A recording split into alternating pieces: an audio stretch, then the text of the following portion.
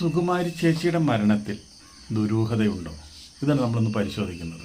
സുകുമാരി മരിച്ചത് പൂജാമുറിയിൽ നിന്ന് വിളക്കിൽ നിന്ന് തീ പടർന്നിട്ടാണ് മരിച്ചത്. കുറച്ച് നാൾ ആശുപത്രി കിടന്നിട്ട് 2500 സിനിമകളിൽ അഭിനയിച്ചിട്ടുണ്ട്. നാടകത്തിൽ കൂടിയാണ് തുടക്കം. അപ്പോൾ സുകുമാരി ചേച്ചിയുടെ ഭർത്താവിൻ്റെ പേരാണ് ഭീം സിംഗ്. ഭീം സിംഗിനെ കുറിച്ച് പറയുകയാണെന്ന് വെച്ചിട്ടുണ്ടെങ്കിൽ, ഭീം സിംഗ് ഒരു വലിയ സംവിധായകനായിരുന്നു.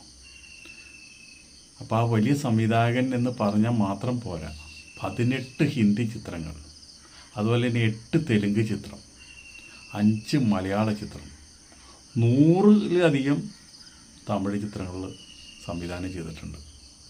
അപ്പോൾ ആ 100-ലധികം സംവിധാനം ചെയ്തതിൽ മുക്കാബ്ലങ്കും നമ്മുടെ ശിവാജി ഗണേശൻ്റെയാണ്. ശിവാജി ഗണേശനെ ആക്കിയത് തന്നെ ഭീം സിംഗാണ്.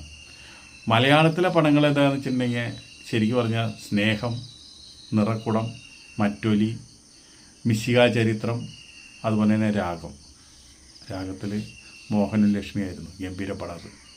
അപ്പോൾ അങ്ങനെയുള്ളൊരു വ്യക്തിയാണ്. അദ്ദേഹത്തിന് ആദ്യം ഒരു ഭാര്യയുണ്ട്. ആ ഭാര്യ നിക്കലെയാണ് സുകുമാരി ചേച്ചിനെ കല്യാണം കഴിച്ചത്. ആദ്യത്തെ ഭാര്യയിൽ 8 മക്കളുണ്ട്. അത് 2 പേര് ഫേമസാണ്. സുകുമാരി ചേച്ചിയിൽ ഒരു മകനാണല്ലോ, ആ മകൻ്റെ പേര് സുരേഷാണ്. ഭീം സിംഗിന് ഒരു വലിയൊരു നിർബന്ധം ഉണ്ടായിരുന്നു. എന്താണെന്ന് വെച്ചിട്ടുണ്ടെങ്കിൽ, ഒരു മകൻ ഡോക്ടറാക്കണമെന്നാണ്. അതുപോലെ തന്നെ സുരേഷിനെ ഡോക്ടറാക്കി. അപ്പോൾ ഭീം സിംഗിന് ഈ 2 ഭാര്യമാരെയും ഒരേപോലെ സ്നേഹിച്ച് ഒരേപോലെ കൊണ്ടുപോകാനുള്ള കഴിവുണ്ടായിരുന്നു.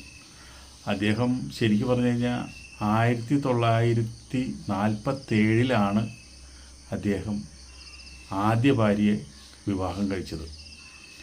അതുപോലെ തന്നെ 1978 ജനുവരി 18 അദ്ദേഹം മരിച്ചത്. മരിക്കുമ്പോൾ അദ്ദേഹത്തിന് 53 വയസ്സ് മാത്രമേ ഉണ്ടായിരുന്നുള്ളൂ. അപ്പോൾ തമിഴ്നാട്ടിലാവുമ്പോൾ 2 ഭാര്യമാരെയും ഒരേപോലെ കൊണ്ടുപോകണതിൽ സുകുമാരി ചേച്ചിക്കും പ്രശ്നം ഉണ്ടായിരുന്നില്ല. അതുപോലെ തന്നെ സോണ എന്നാണ് ആദ്യ ഭാര്യയുടെ അദ്ദേഹത്തിൻ്റെ പേര്. ആ ഭാര്യയ്ക്കും കുഴപ്പമുണ്ടായിരുന്നില്ല.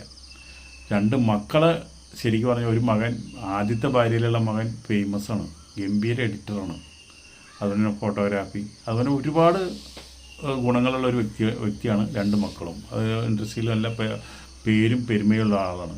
സുകുമാരി ചേച്ചി എന്ന് പറഞ്ഞു കഴിഞ്ഞാൽ ഒരു ഭയങ്കര ഈശ്വരഭക്തിയാണ്. ദിവസം 1 മണിക്കൂർ 1.5 മണിക്കൂറൊക്കെ പൂജാമുറിയിലിരിക്കും. അങ്ങനെയാണ് അപകടം പറ്റിയത്. അതിൽ വലിയ ദുരൂഹതയൊന്നുമില്ല. എന്താണെന്ന് വെച്ചിട്ടുണ്ടെങ്കിൽ, ദൈവത്തിനെ വിളിച്ചുകൊണ്ടിരിക്കുമ്പോൾ തന്നെ സുകുമാരി ചേച്ചി മരിച്ചു. അത് സുകുമാരി ചേച്ചി ഒരു ഭാഗ്യമായിട്ടാണ് കാണുന്നത്. മരണക്കിടക്കയിൽ നിന്ന് പറഞ്ഞിട്ടുണ്ട്. മലയാളികളുള്ളിടത്തോളം കാലം സുകുമാരി ചേച്ചി എന്നും ജീവിക്കും. അതുപോലെയുള്ള അതുല്യ പ്രതിഭയാണ് സുകുമാരി ചേച്ചി. സുകുമാരി ചേച്ചി ചെയ്യാത്ത കഥാപാത്രങ്ങളില്ല.